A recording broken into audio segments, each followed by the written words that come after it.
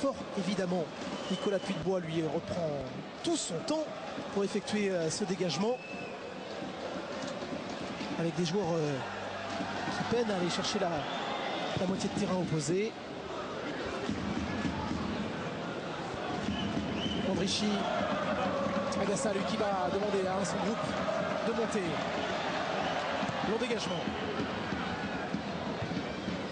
Bayo. Colloredo. Grand coup de casque de Marc Giraudot avec Gamiette. Aïe aïe aïe aïe aïe. Ce ballon qui sort des limites. C'est là où techniquement il faut être très propre, il faut être... Et Robert Malm, le Togolais qui va faire son entrée. 30 secondes supplémentaires dans cette rencontre. Le buteur Robert Malm, passé par Montpellier, par Brest, Grenoble, Lorient ou Toulouse. Il avait marqué 16 buts en national avec cette équipe l'an dernier. Robert Malm, pourquoi pas un petit coup de tête, un petit quelque chose dans les derniers instants. Robert Malm, c'est lui qui les a fait monter un Lénimois l'année dernière, vu le nombre de buts qu'il a marqué. Et c'est vrai qu'il va falloir, dans ces dernières secondes, le surveiller. Une grosse présence togolaise avec Haïté, avec Malm, avec Agassa de l'autre côté. Ce soir, dans ce match.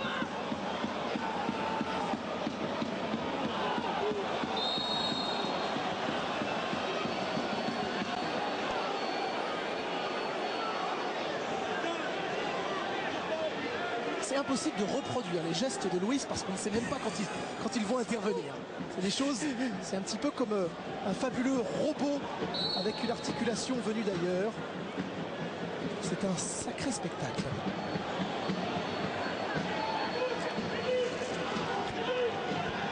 Voilà les Nîmois qui essayent de mettre les Rémois sous l'entonnoir sur les quelques secondes qui restent.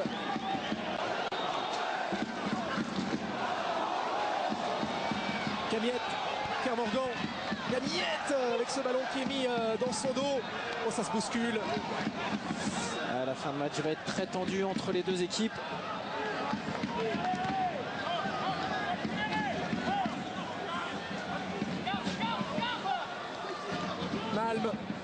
Malm qui poursuit ce ballon avec une nouvelle touche. On la joue rapidement, Marc Giraudot.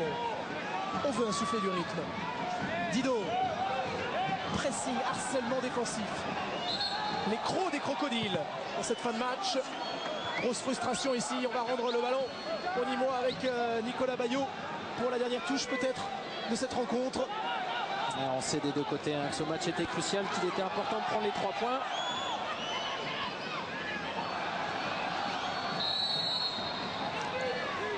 Nouveau coup de sifflet de Monsieur Guillard qui vient se placer au milieu du terrain avec l'accélération de Camisoko. Allez, dernier soutien des supporters. Tac Alfred. Kermorgan qui dévie avec Gamiette.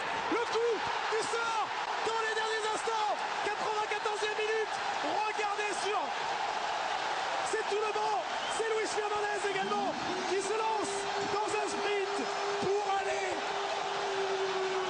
féliciter ses joueurs. Regardez une montagne d'hommes ivres de joie ici au stade Auguste Delaune. 94e minute. Reims à domicile contre toute attente vient chercher la victoire. C'est vrai que c'est cruel pour ces Nîmois. Dans les dernières secondes, on voit cette reprise de Brahim Thiam. Nicolas Puytebois qui peut rien faire. Et la joie qui éclate du côté des Rémois.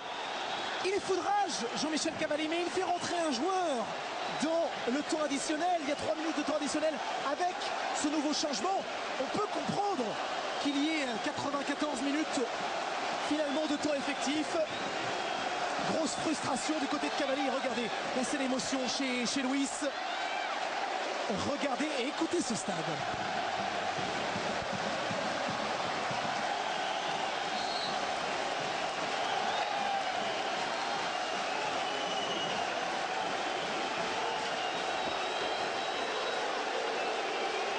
Steven Spielberg aurait acheté un tel scénario très très cher dans ce match. Qui l'eût cru? Évidemment, grosse discussion avec Christian Guillard au centre du terrain, qui va demander au capitaine Mehdi Mostefa, peut-être lui d'ailleurs, Mostefa qui va prendre un deuxième avertissement potentiel, synonyme d'exclusion. Non, on va simplement discuter avec le capitaine. Ah, c'est très très brouillon de la part des Nîmois. C'est vrai que c'est frustrant, on est d'accord. C'est difficile. C'est Keita qui est averti.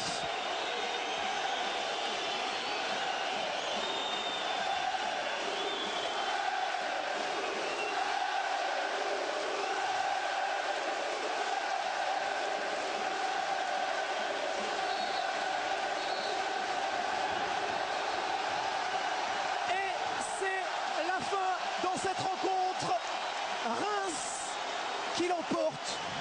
Richard, au bout du suspense, victoire de buts à 1. Ouais, 2-1 au bout du suspense, c'est très très compliqué à analyser comme match.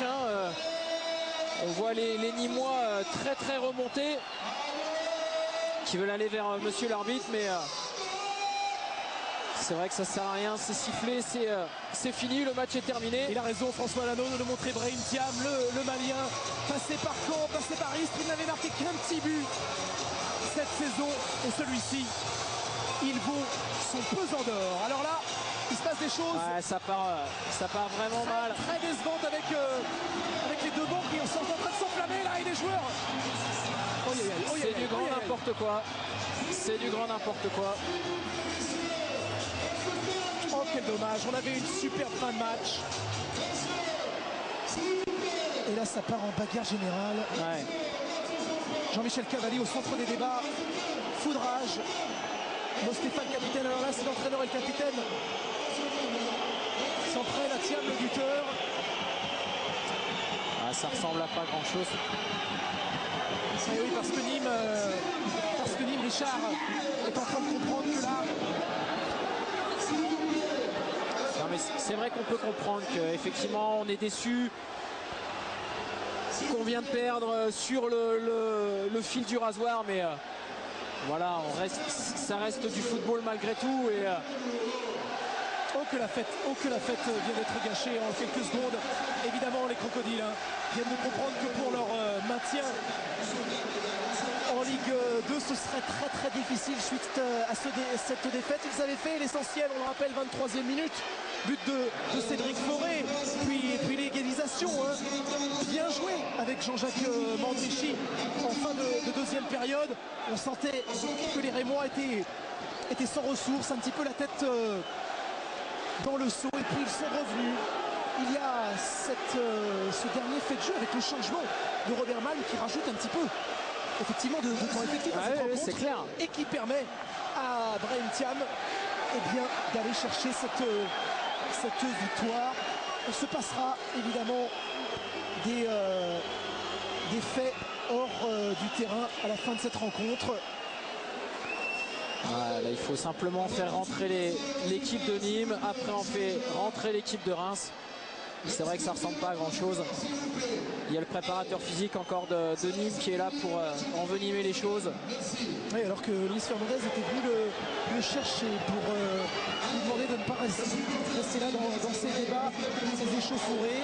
On a vu le président Rémois qui également est intervenu. On va retenir cette joie champenoise, on va retenir cette victoire ce soir au stade Auguste Delaune sur le score de 2-1.